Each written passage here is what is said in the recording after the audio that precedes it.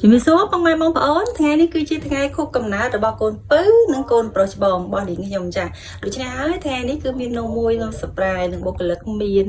ដូចជាកាដូមួយចំនួនទុកជូនគាត់ផងដែរប៉ុន្តែទាកាដូគេពីថ្ងៃបងប្អូនគេអត់ឲ្យទេគេថាគេអត់លុយហើយអន់ចិត្តសែតមែនតើអញ្ចឹងថ្ងៃនេះនាងខ្ញុំបានទិញនំយកមកធ្វើខួបកំណើតឲ្យគាត់ដូច្នេះចាំមើលសកម្មភាពដែលគាត់ surprise ទាំងអស់គ្នាចាតោះទាំងអស់គ្នាចានេះគឺជាផ្នែកមួយនៃការរៀបចំមុននឹងយើងឡើងតុញ៉ាំអាហារចានេះខ្ញុំថ្ងៃនេះធ្វើជាលក្ខណៈគ្រួសារយើងហៅថាបាញ់ហយចាអញ្ចឹងបាញ់ហយទឹកត្រីផ្អែមថ្ងៃនេះគឺធ្វើជា3ជាលចា3ជាលមានជាតូច2ជាលធំ1ហើយនឹងមានគ្រឿងកាប៉ិកប៉ុទៀតចាដូចជាបំពងតៅហ៊ូហើយនឹងស្លាប់មាន់ស្លាប់អីនឹងនេះឯងនឹងទៅចាអញ្ចឹងអាហារចម្បងរបស់យើងគឺជាបាញ់ហយនេះឯងចាជាដំបូងឡើយគឺនាងខ្ញុំរៀបវាសិនចាយើងបានលាងជីលាងអីអស់ហើយចិត្តបន្លែចិត្តអីអស់ហើយនាងខ្ញុំធ្វើកាត់មិនឲ្យបងប្អូនមើលទៅធុញទ្រាន់ទេចាឥឡូវនេះយើងយកសាច់ជ្រូករបស់យើងហាន់សិនចារៀបបន្លែដាក់ចូលជាលហើយចាបន្ទាប់មកទៀតគឺហាន់សាច់ជ្រូករបស់យើងចាហាន់ប្រទះស្ដើងដើម្បីងាយស្រួលនៅក្នុងការដាក់ពីលើចាបាញ់ហយចាចំណែកបាញ់ហយគឺនាងខ្ញុំយកមកមូចាមូវាតូចៗផងដែរដើម្បីឲ្យមើលទៅឃើញមានសោភ័ណភាពហើយងាយស្រួលនៅក្នុងការបរិភោគទាញមួយគឺដឹងថាសម្រាប់មួយម្នាក់អញ្ចឹងកុំពិបាកបងប្អូនទាញមកយកមកបកឆ្កឹះឆ្កៀលអីពិបាកពេកទឹកត្រីនេះខ្ញុំបានធ្វើមុននឹងរួចហើយចាគឺដូចបងប្អូនធ្លាប់ឃើញនៅក្នុងវីដេអូមុនអញ្ចឹងនាងខ្ញុំបានធ្វើទឹកត្រីអញ្ចឹងនាងខ្ញុំអត់បានបង្ហាញជូនបងប្អូនទៀតទេចាមុននឹងគឺដាក់ចូលមកខ្ទះហើយចាធ្វើហើយគឺយើងដាក់ទៅគឺបានមួយចានស្លធំចាឥឡូវយើងដល់វគ្គយើងលាបចាឥឡូវបងប្អូនឃើញហើយថានាងខ្ញុំមានអីនៅក្នុងចានហ្នឹងចានេះគឺខ្ញុំមានដូចជាខ្ទឹមលីងចាខ្ទឹមបំពងយើងមានដាក់ចូលជាមួយនឹងប្រេងឆាបងប្អូនដាក់ប្រេងឆារៀងច្រើនតិចមកដើម្បីពេលយើងកូរទៅគឺវាមានក្លិនឈ្ងុយហើយបងប្អូនរោយជាមួយនឹងស្លឹកខ្ទឹមហាន់ឥឡូវនេះកូនប្រុសខ្ញុំកំពុងហាន់ស្លឹកខ្ទឹមចានេះខ្ញុំអត់ទាន់បានដាក់ស្លឹកខ្ទឹមទេឥឡូវអានេះដាក់ស្លឹកខ្ទឹមហាន់ដើរសិនទៅហើយនឹងយើងមូបដើរសិនទៅកុំឲ្យបាក់ចាំគ្នាដោយសារតែថ្ងៃនេះគឺចុងភៅចម្រុះតែម្ដងចាមានឈ្មោលមានញីចាអូសំទោសមានប្រុសមានស្រីកូនប្រុសតូចកូនប្រុសធំចាថ្ងៃនេះគឺគូកំណើតកូនបងចាគេហៅប្រុសធំហ្នឹងហើយនឹងស្រីពៅចាដូច្នេះហើយកូនកដាលហ្នឹងគឺជួយមករៀបចំហើយកូនប្រុសច្បងហ្នឹងគេជួយរៀបចានរៀបតុរៀបអីចឹងទៅចាអ្នកគូកំណើតកុំច្រឡំថាតនេអត់តនេទេអ្នកគូកំណើតក៏គេប្រើដែរអត់មានថ្ងៃលើកលែងមិនថាថ្ងៃបុណ្យមិនថាថ្ងៃគូខ្លួនឯងទេមុននឹងបានហូបចាសម្បីតែគូកំណើតនាងខ្ញុំក៏គេប្រើខ្ញុំដែរចាធ្វើឲ្យវល់តែម្ដងចាជាជាក់ស្ដែងទៅយើងចូលចិត្តថារវល់រៀងខ្លួនចឹងទៅនាំគ្នាបានញ៉ាំមិនសប្បាយបើសិនជាបងប្អូនគិតថាចង់កុំឲ្យហត់បងប្អូនចូលហាងទៅប៉ុន្តែបើសិនជាបងប្អូនអាចសំចៃបានចូលហាងអស់200អីចឹងបងប្អូនហូបនៅផ្ទះហ្នឹងហេងស៊ុយអស់តិចតួចទេតែ30 50អីចឹងទៅលើកលែងតែបងប្អូនមានភេសជ្ជៈអីទៀតអូថាឲ្យថា100អីចឹងទៅណាបងប្អូននៅក្នុងបរិបទបែបនេះចាអ្វីដែលនាងខ្ញុំមិនសមបានគឺនាងខ្ញុំសមហើយចាលកកាលពីនាងខ្ញុំនៅមានលោកយាយនៅមានជីវិតចាលោកយាយនៅមានបច្ចុប្បន្ន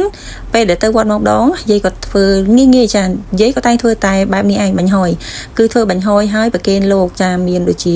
សាច់ឆាបន្ថែមទៀតចានាងខ្ញុំមានសាច់ឆាទេថ្ងៃនេះគឺមានត្រឹមតែសាច់ស្ងោរយាយធ្វើបែបនេះនៅពេលដែលហើយមន់សន់រដូវឬមួយក៏ពេលដែលនិយាយចំទៅគឺយាយក៏ធ្វើឲ្យប្លែកពីអ្នកដែលគេទៅវត្តផ្សេងបើសិនជាបងប្អូនអញ្ជើញទៅវត្តហើយមានសឡការីមានដូចជាហុងដូចជាខអីគិតថាលោកឆាន់តដែលគ្នាឲ្យឃើញច្រើនអញ្ចឹងលោកពេលខ្លះទៅអត់បានឆាន់ទេគឺលោកទុកម្ដុំហើយដូចថាតលន់ណាបងប្អូនឃើញមហូបដដែលអញ្ចឹងលោកក៏ព្យាយាមទុកសិនចាក្តៅពីថ្ងៃបន្តទៀតតែបើសិនជាយាយឬក៏បងប្អូនផ្សេងចាគាត់យករបស់ផ្សេងដូចជាបុកម្ជូរបុកអីទៅប្រគេនលោកប្រកាសជារីករាយជាងចាដូចនាងខ្ញុំឥឡូវគឺនាងខ្ញុំតាមយាយដែរពេលខ្លះទៅគឺសឡម្ជូរឬក៏ជាលក្ខណៈបុកម្ជូរបុកអីចឹងណាលោកឆាន់បានច្រើនចាឃើញថាមានប្រសិទ្ធភាពជាងយើងយកបាយសម្លនឹងហុងការីអីចឹងទៅណាបងប្អូននេះខ្ញុំគិតថាការស្លស្តៀងគ្នាដូចជាការីដូចជាអីផ្សេងហ្នឹងគឺជាប្រពៃណីរបស់ខ្មែរយើងក៏ប៉ុន្តែពេលខ្លះទៅពេលយើងយកទៅប្រគេនលោកពុំសូវទទួលឆាន់បានច្រើនដូចតែជ័យលេងទៅហ្នឹងគឺចិត្តដល់បុណ្យចូលឆ្នាំទៀតហើយរនឹកម្ហូបសម្រាប់ទៅប្រគេនលោកឲ្យហើយទៅបងប្អូននាងខ្ញុំក៏ដូចគ្នាដែរចាងាកមកលើករឿងរបស់យើងនេះវិញម្ដងចានាងខ្ញុំមាន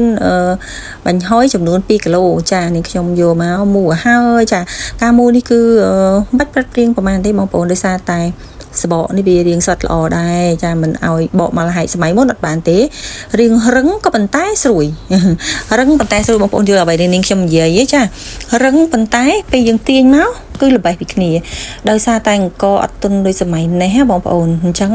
សម័យនេះបងប្អូនទាញទៅគឺវាយឺតចាយឺតមកវិញឆ្ងាញ់តែម្ដងហើយនាងខ្ញុំធ្វើគ្រឿងធ្វើអីចេះទៅចាថែមជាមួយនឹងខ្ទឹមលីង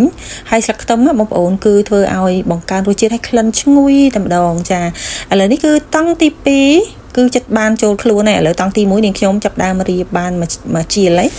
ចារៀបរួចហើយនាងខ្ញុំមានសាច់ដែលហាន់ហើយមុនហ្នឹងបងប្អូនឃើញ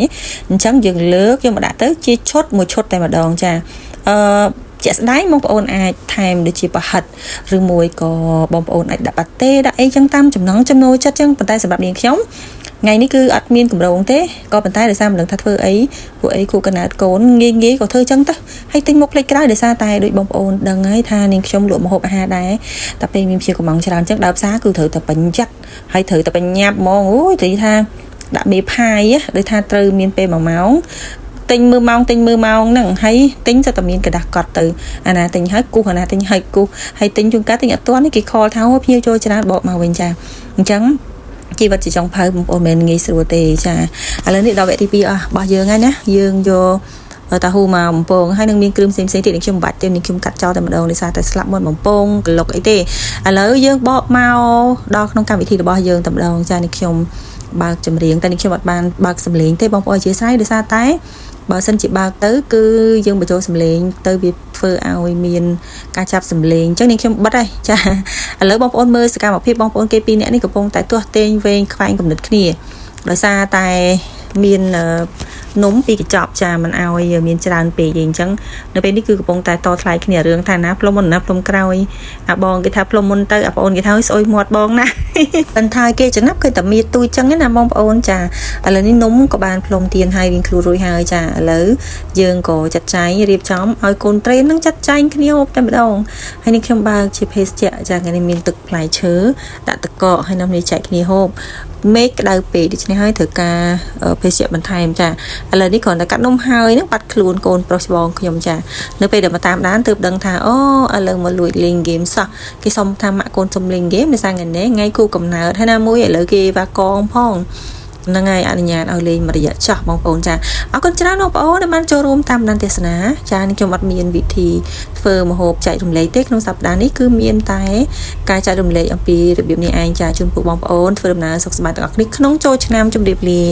អរផ្លែជម្រាបជូនបងប្អូនថាហាងបូជាដាកាហ្វេបើកលក់រហូតក្នុងរយៈពេលចូលឆ្នាំនេះណាបងប្អូនសូមអញ្ជើញមកទាំងអស់គ្នាជម្រាបលាបាយបាយ